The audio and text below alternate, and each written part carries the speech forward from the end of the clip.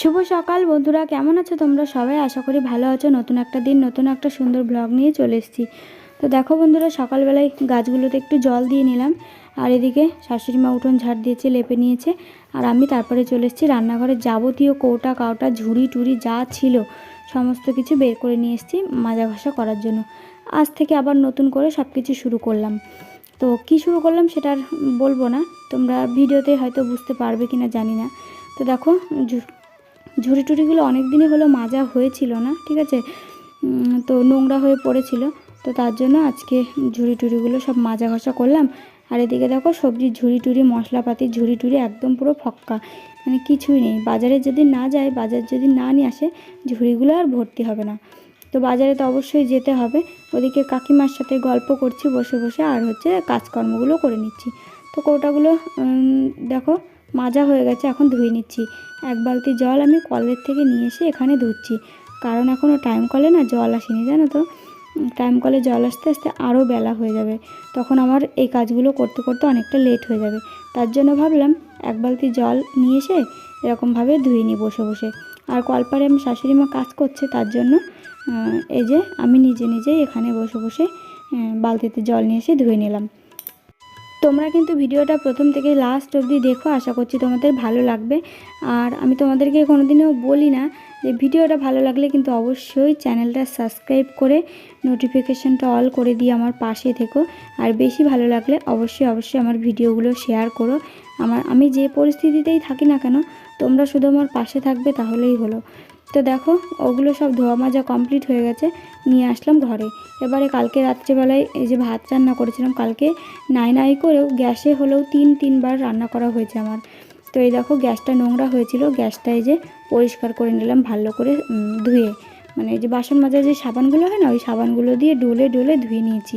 আর এখানে যেহেতু ধুয়েছি, বাইরে যেহেতু নিয়ে যাইনি, তার জন্য এখানে জল পড়েও ভর্তি হয়ে গেছে। তো এই জায়গাটা লেপে না নিলে না একদম বিচ্ছিরি দেখাবে, তার জন্য এখানটা একটুখানি লেপে নিলাম। তারপরে এই যে হাত পা ধুয়ে নিলাম, ধুয়ে এখন হচ্ছে তোমার এই যে নাইটিটা মেলে দিচ্ছি, নাইটিগুলো, কারণ রাত্রেবেলায়ও গা হাত পা ধুয়েছিলাম। এখন প্রতিদিন গরমের জন্য প্রতিদিন শোয়ার আগে একবার করে গা ধুয়ে তারপরে শুই, নাইটিটা চেঞ্জ করে শুই। আর তোমরা একবার কমেন্ট করে জানিও তো, 2-3 বার কি গা হাত পা ধুলে পরে স্নান করলে এই গরমে কি কোনো অসুবিধা হবে? সেটা তোমরা অবশ্যই কমেন্ট করে জানাবে, কারণ এত পরিমাণে গরম লাগে, এত গরম লাগে কি বলবো তোমাদের।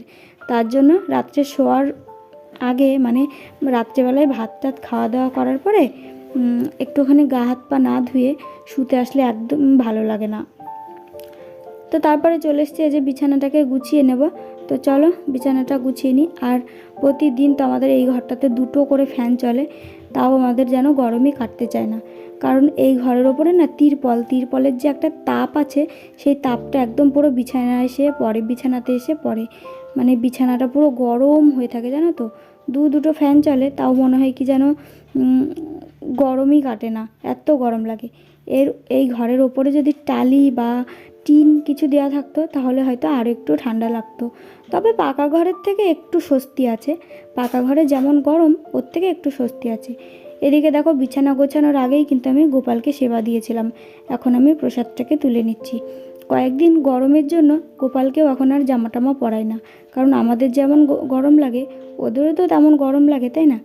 আর এদিকে দেখো কমপ্ল্যান নিয়ে এসছে ওর বাবা কালকেই, বলতে না বলতে একবার বলেছে বাবা নিয়ে আসবা, তো কমপ্ল্যান নিয়ে এসছে। আর দেখো 4 প্যাকেট হরলিক্স নিয়ে এসছে, মানে 5 টাকা দামের ছোটো ছোটো প্যাকেটগুলো। আমি ফার্স্টে বলেছিলাম যে হরলিক্স নিয়ে আসবা, তাহলে হচ্ছে আমি আর অরিত্রি দুজন মিলেই খেতে পারবো। তো অরিত্রি বলছে না আমি কমপ্ল্যানই খাবো। তো আমার জন্য এই যে 4 প্যাকেট হরলিক্স নিয়েছে ছোটো ছোটো, আর ওর জন্য এই যে কমপ্ল্যান নিয়েছে। তো কমপ্ল্যান এর আগেও কিন্তু আরেকটিকে 2টো খাওয়ানো হয়েছে, আর ওর এই চকলেট ফ্লেভারেরটা বেশি ভালো লাগে বলে।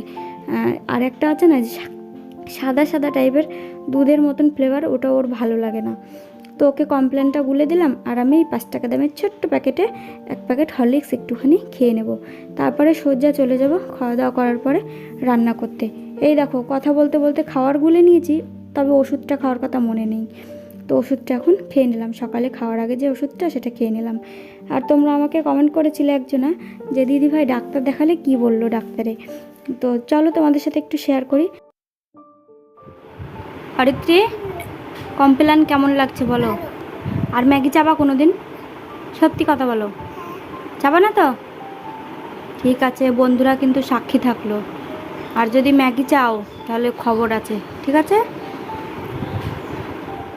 আমি ভেবেছিলাম এটাই শেষ চেক আপ, আর যাব না হয়তো ডাক্তারের কাছে, কিন্তু না, ডাক্তারে আবারও 9 মাসে যে পেটে একটা ছবি করতে দেয় ইউএসজি, সেটাও করতে দিয়েছে। আরও একটা না দুটো রক্ত পরীক্ষা করা বাকি আছে, সেটাও করতে দিয়েছে। কি বললো, পড়াবে? পড়াবে কটার সময়? বিকালে? ও, চলো তাহলে। জলের বোতলগুলো ভরবা, হ্যাঁ? বড় মানুষ হোক বা ছোট মানুষ, দেখবে সবাই কিন্তু সূচ ফোটাতে প্রচণ্ড ভয় পায়। তেমনি কিন্তু আমিও ভয় পেতাম, কিন্তু মা হতে গেলে তো কষ্ট একটু করতেই হবে, তাই না? তো মা হতে গেলে গায়ে যে কতগুলো সূচ ফোটাতে হয়, আর কত আঘাত, কত ব্যথা যন্ত্রণা সহ্য করতে হয়, শুধু যে একমাত্র মা হয়েছে সে এই মানে এটার বুঝতে পারবে আর কি। তো অরিত্রীকে এর আগের দিন পড়িয়েছিল না, ঠিক আছে? তো আজকে রবিবার, পড়িয়েছিল না, বলেছিল যে আজকে মানে পড়িয়ে দেবে রবিবারের দিন সকালবেলায়। তাই ওকে জিজ্ঞাসা করতে পাঠিয়েছিলাম যে কখন পড়াবে, জিজ্ঞাসা করে আসো। তো জিজ্ঞাসা করে আসলো, বললো বিকেল 4টের সময় পড়াবে। তো এদিকে এসে দেখছি ওদিক থেকেই রাস্তা দিয়ে আসতে লেগে দেখছি যে কলে জল চলে এসছে। তো বাড়ি এসে এই যে জলের বোতলগুলো ভর্তি করে নিলাম আর জলের বালতিটাকে বসিয়ে দিলাম।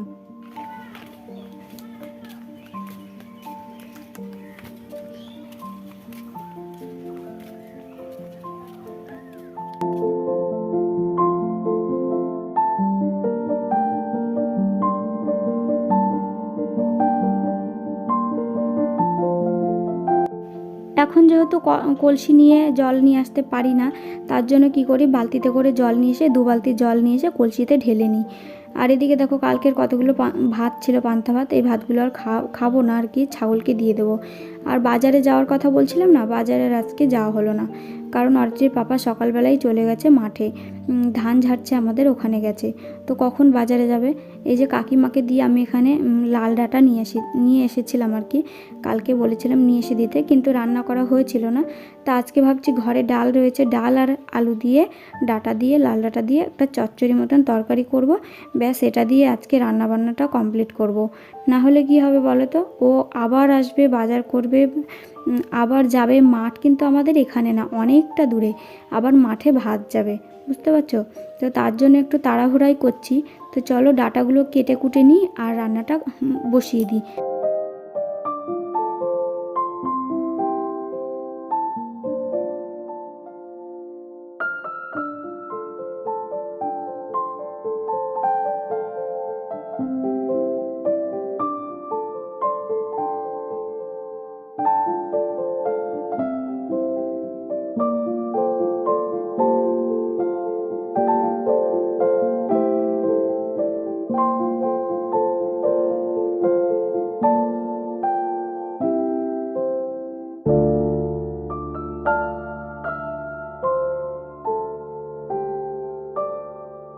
আর এদিকে দেখো সকালবেলায় হাঁড়ি কড়াই মেজেছি, কড়াইটাকে আজকেও সুন্দর করে চকচকে করে মেজে নিয়েছি। আর এদিকে টাইম কলে তো জল পড়তেই আছে, তাই ভাবলাম ডাঁটা আর আলুটা নিয়ে গিয়ে টাইম কল থেকে ধুয়ে নিয়ে আসি। তো টাইম কলে চলে এসেছি ধুতে। আর মসুরির মা দিয়েছিল না মসুরির ডাল, সেই ডালই রান্না করব। আর এই যে আমি চচ্চড়ি তরকারি কেমন করে করি জানো, তেলের ওপর একটু 5 ফোড়ন দিয়ে দিলাম, তারপর ডাঁটা আলুটা দিয়ে দিলাম। আর ডাঁটা চচ্চড়ির সাথে একটু আলু না দিলে কিন্তু ভালো লাগে না, এর সাথে একটু পটল দিলেও কিন্তু বেশ ভালো লাগে। তারপরে নুন হলুদ দিয়ে একটু ভাজা ভাজা করে নেব, হালকা ভাজা ভাজা করব। করার পরে তোমার হচ্ছে সর্ষে, জিরে, কাঁচা লঙ্কা বেটে চচ্চড়িতে দিয়ে দেবো। সর্ষে তো বেশি ভাজা করতে নেই, তাহলে তেতো হয়ে যায়, তার জন্য হালকা একটুখানি ভাজবো, সামান্য ভেজে তারপরে জল দিয়ে দেবো। আর নামানোর আগ দিয়ে অল্প একটু চিনি ফেলে দেবো, তাহলে ডাঁটা চচ্চড়ি একটু মিষ্টি মিষ্টি না হলে কিন্তু ভালো লাগে না। আর এদিকে মশলাপত্রের ঝুড়ি টুড়ি দেখতে পাচ্ছ, সব কিছু আমি মেজে নিয়েছি। আজকের দিনটা ঘরে যা ছিল তাই দিয়ে কোনো রকমে চালিয়ে নিলাম। ওদিকে ডাঁটা চচ্চড়িটা ঢাকা দিয়ে রেখেছি, আর এদিকে এই যে চোচাগুলো মানে ডাঁটার খোসা টোসাগুলো, এগুলো চলো দূর করে ফেলে দিয়ে আসি।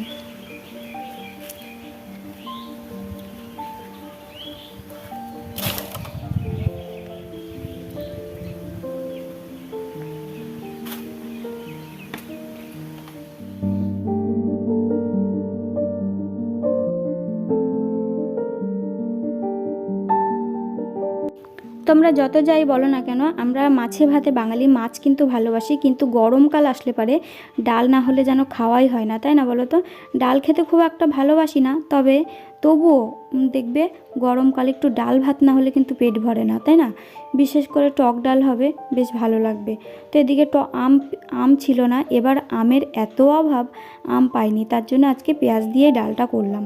তারপরে চলে এসেছি এই যে ঘরে, এখন তাড়াতাড়ি করে ভাত বেড়ে রেডি করে দেবো। শাশুড়ি মা নিয়ে যাবে মাঠে, মানে ভাত নিয়ে যাবে, সবাই জোনঠোন আছে তো মাঠে, তো সবার ভাত নিয়ে যাবে। তো শাশুড়ি মারা পান্তা ভাত আছে, ওই ভাতই নিয়ে গেছে। আর এই যে আমি এখানে তোমার অরিত্রীর পাপার জন্য শুধু ভাত বেড়ে দিচ্ছি। অরিত্রীকেও একটুখানি ভাত খাইয়ে দিয়েছি। অরিত্রীও ঠাম্মির সাথে জেদ করছে যে যাব, তো তার জন্য ওকেও ও যাবে। তো বললাম কি যে ফোনটা তাহলে নিয়ে যেও, তোমার বাবাকে বলো ভিডিও করতে।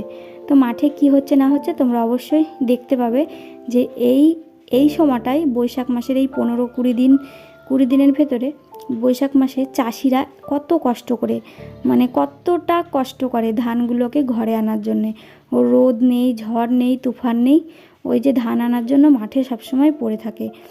তো তেমনি আজকে তোমরা দেখতে পাবে আমাদের গ্রাম বাংলায় কত কষ্ট করে চাষিরা শুধুমাত্র দুমুঠো ভাত খাওয়ার জন্য কত কষ্ট করে মাঠে নামে। আর এখন অবশ্য অনেক রকম উন্নত হয়ে গেছে, অনেক চাষিদেরও অনেক কিছু উন্নত ব্যবস্থা হয়ে গেছে। তো বন্ধুরা দেখো, এখন তোমার বাজে পুরো 9:45 বাজে, রান্নাবান্না কমপ্লিট করলাম, ডাল রান্না করলাম আর ডাটা চচ্চড়ি করলাম। তো আরেকটি পাপার ভাত নিয়ে যাবে ওর ঠাম্মি।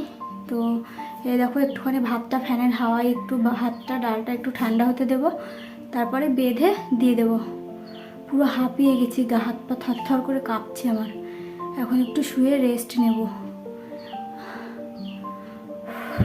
বাবা, তো এই দেখো ভাত একটু হালকা ঠান্ডা হলো, তো এদিকে হচ্ছে ভাতটা ঠান্ডা হলো, এই যে আমি এখন গামছাতে করে এরকমভাবে বেঁধে দিচ্ছি। তারপরে এখন ভাত নিয়ে চলে যাবে ওরা। আর জানো তো, বললাম না যে মাঠে এখন হলার মেশিন বেরিয়েছে, তো আমাদের না হলার মেশিনে করে ধান ঝাড়ছে না, কেন বলো তো?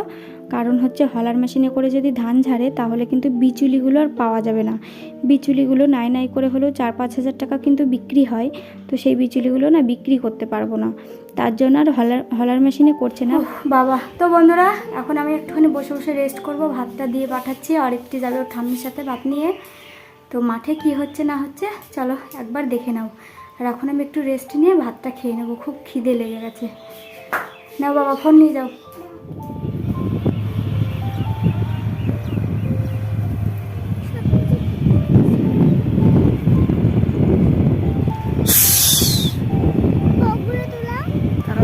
তোমাদেরকে বলেছিলাম না যে হলার মেশিন কাকে বলে, দেখো আমিও কিন্তু হলার মেশিন দেখেছিলাম না, ঠিক আছে? আজ 2-3 বছর হলো মাঠে নাকি হলার মেশিন নামছে। তো আমি তোমাদের দৌলতে আমারও দেখা হয়ে গেল, কারণ আমি তো আর এবছরে মাঠে আসতে পারবো না, তো তার জন্য আমার দেখাও হয়েছিল না।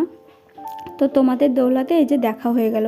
আমি ছোটোবেলা থেকে কিন্তু কখনো এরকম মেশিন টেশিন দেখিনি, জানো তো। তো এই দেখো হলার মেশিনে করে কাকারা, আমার জ্যাঠা শ্বশুররা সবাই মানে ধান ঝাড়ছে, কিন্তু আমাদের পায়ে ঝাড়ছে, শুধুমাত্র বিচুলি কটা বিক্রি করার জন্য। বিচুলি কটা বিক্রি করলেও নাই করেও 4-5 হাজার টাকা বললাম তো বিচুলি বিক্রি করা হয়। তবে শোনা যাচ্ছে যে 4-5 দিন নাকি খুব বৃষ্টি হবে, মেঘলা হবে, তো তার জন্য খুব তাড়াতাড়ি করে চাষিরা এই যে হলার মেশিনে করে না ধান ঝেড়ে ঘরে নিয়ে যাচ্ছে, বিচুলি বিক্রি টিক্রির কথা আর ভাবছে না।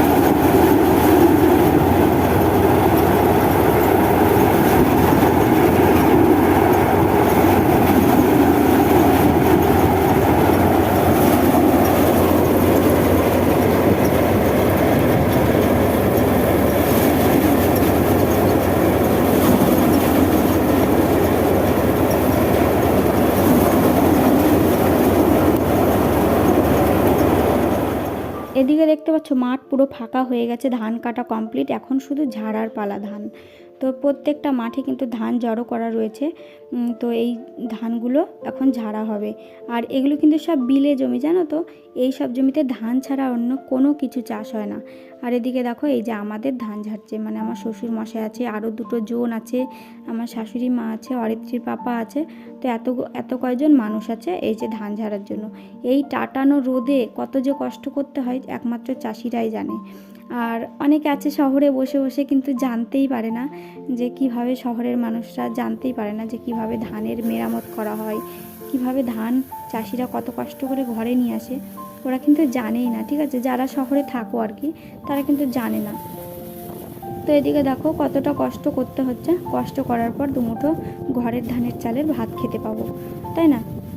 কি বলো তো, অনেক সময় কিন্তু আমাদের ধান সেদ্ধ করে না, মানে সেদ্ধ শুকনো করে না, কারণ সেদ্ধ শুকনো করতেও কিন্তু কম খাটনি না, অনেক সময় ধান বিক্রি করে দিয়ে চাল কিনে নিয়ে আসে, তো তখন এবার একটু কষ্টটা কম হয়। কাকা শ্বশুর জ্যাঠা শ্বশুর ওদের হচ্ছে একদিনেই হয়ে যাবে, মানে ধান ওঠানো, কিন্তু আমাদের হবে না, আমাদের যেহেতু পায়ে ধান ঝাড়ছে সেহেতু 2 থেকে 3 দিন তো সময় লাগবেই। তো সামনেই জানি না বৃষ্টি টিষ্টি আসার কথা শুনছি, যে এই ধান যদি আবার ভিজে যায় তাহলে আবার কত কষ্ট করতে হবে জানো, আবার বাড়ি নিয়ে এসে শুকাও, বাড়ি নিয়ে এসে রোদে টেনে টেনে নিয়ে গিয়ে আবার শুকাও, আবার ওগুলোকে রোদের ভেতরে বসে বসে দেখতে হবে গরু লাগে কি ছাগল লাগে, তো অনেকটা কষ্ট করতে হবে। তার জন্য খুব তাড়াহুড়া করছে সব চাষিরা, যেন তাড়াতাড়ি করে বৃষ্টি না আসার আগেই ধানগুলোকে ঘরে নিতে পারে।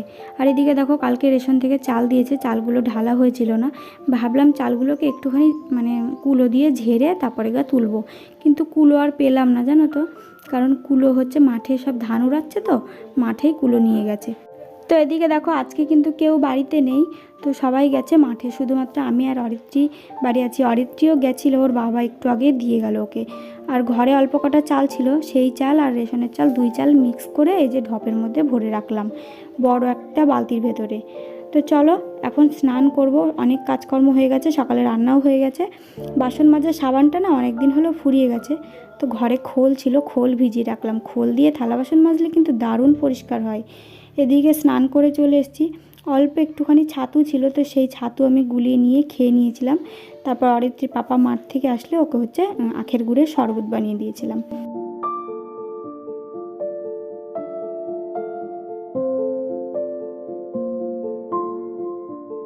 তো ওদিকে শাশুড়ি মায়েরা বাড়ি নেই, আমি যেহেতু সকালে রান্না করেছিলাম একবারে তোমরা দেখেছিলে, তাই শাশুড়ি মায়েদের জন্য আবারও কটা আলু সিদ্ধ দিয়ে ফেনা ফেনা ভাত বসিয়ে দিলাম। আর এখন আমি এই দেখো ভাতটা হয়েও গেছে, আলু সিদ্ধ আর ফেনা ভাত, ওনারা এসে তবুও একটু হলেও খেতে পারবে, তো সেই চিন্তা ভাবনা করে আমি কিন্তু আলু সিদ্ধ ফেনা ভাত বসিয়েছি। আর দেখতেই পেয়েছিল সকালবেলায় বাজারঘাট কিছুই করেছিল না, আর বাজারঘাট সেমন কিছুই ছিল না যে সেটা দিয়ে আমি রান্না করে রাখবো। তো এদিকে কাকাদের ধান চলে এসছে, দেখো অনেকটা কষ্ট করার পর এই যে ঘরে এখন ধান ফিরে এলো, মানে এই ধানগুলো ফিরে এলো।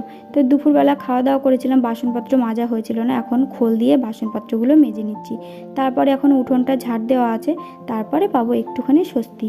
তো